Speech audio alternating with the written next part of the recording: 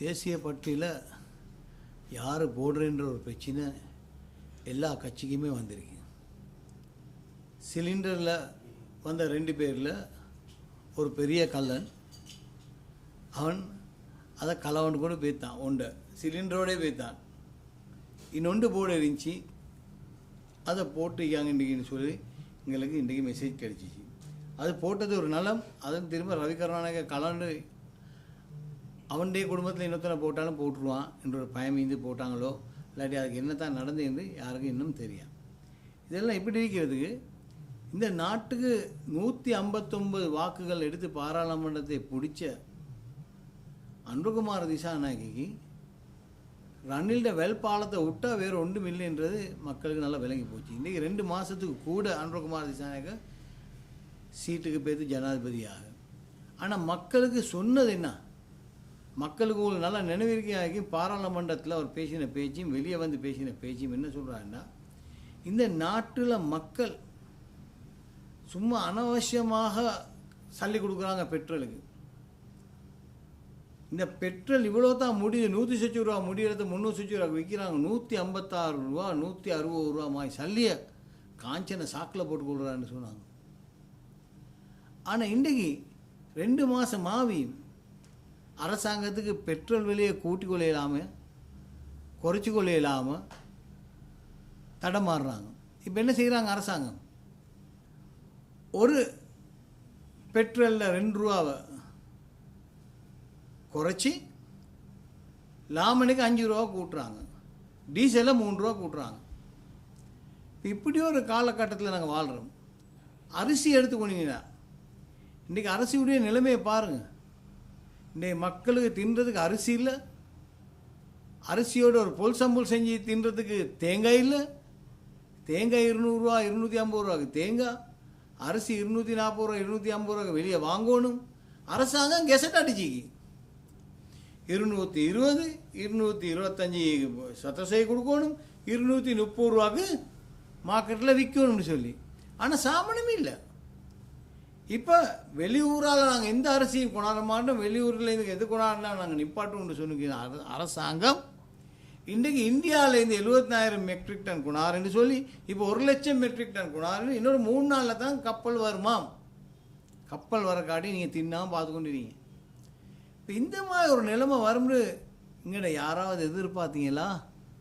அந்த ரோட்டில் டான்ஸ் பண்ண போகல, அன்றோ வந்துட்டான். இப்போ என்ன ஆவிச்சு? மக்களுக்கு தின்றதுக்கு இல்லாமல் போயிடுது. இந்த 2 மாதத்துக்குள்ள ரணில் சேர்த்து வச்ச சல்லியை கூட ஒழுங்காக முடிச்சு கொள்ள இல்லாமல் எல்லாத்தையும் முடிச்சு போட்டு இது கோட்டா எபிசோட் நம்பர் 2 என்று நான் சொன்னதுக்கு சில ஆட்கள் எனக்கு கிண்டி போட்டாங்க. இப்போ சரியா சந்தோஷமாக இருக்குமேனா? இதுதான் உண்மையான நடப்பு. அதே மாதிரி பெட்ரோல் விலையும் குறைச்சி கொள்ளையலாம், டீசல் விலையை குறைச்சி கொள்ளையலாம். ரைட்? இப்போ எலெக்ஷன் 2 வரைக்கு.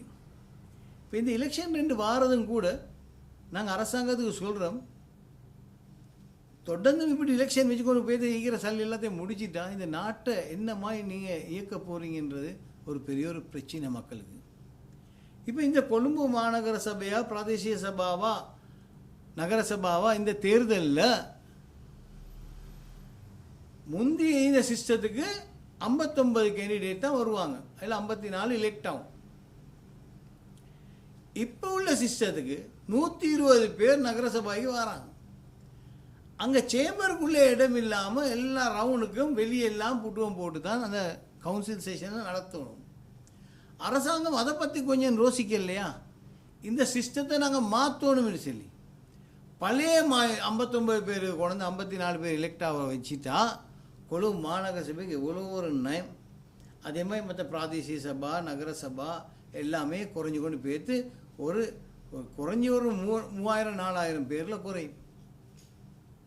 அப்போ அப்படி ஒரு காலகட்டம் இருந்தும் கூட இந்த அரசாங்கம் இந்த சிஸ்டத்திலே போய் இந்த தேர்தலை வச்சா இது பெரிய ஒரு அநியாயம் இந்த நாட்டு மக்களுக்கும் நாட்டுக்கும் நடக்க போகுன்றது தான் நாங்கள் சொல்கிறோம். ஏன்னு சொன்னால் இந்த முனிசிபல் கவுன்சிலுக்குள்ளே போனால் லோக்கல் அத்தாரிட்டிக்குள்ளே போய்த்துட்டாலே அவ்வளோ பேரை மேனேஜ் பண்ணுறது ஒரு விஷயம்.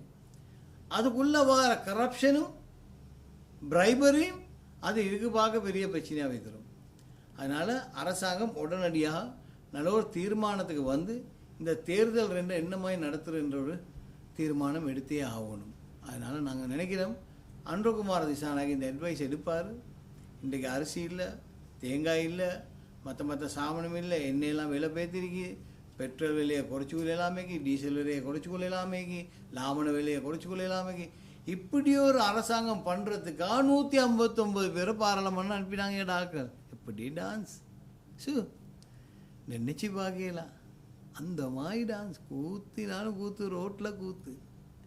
நாங்கள் வீடியோ பார்த்தோம் தானே. இப்படி அனுர ஏகேவி இப்போ என்ன நடந்துச்சு?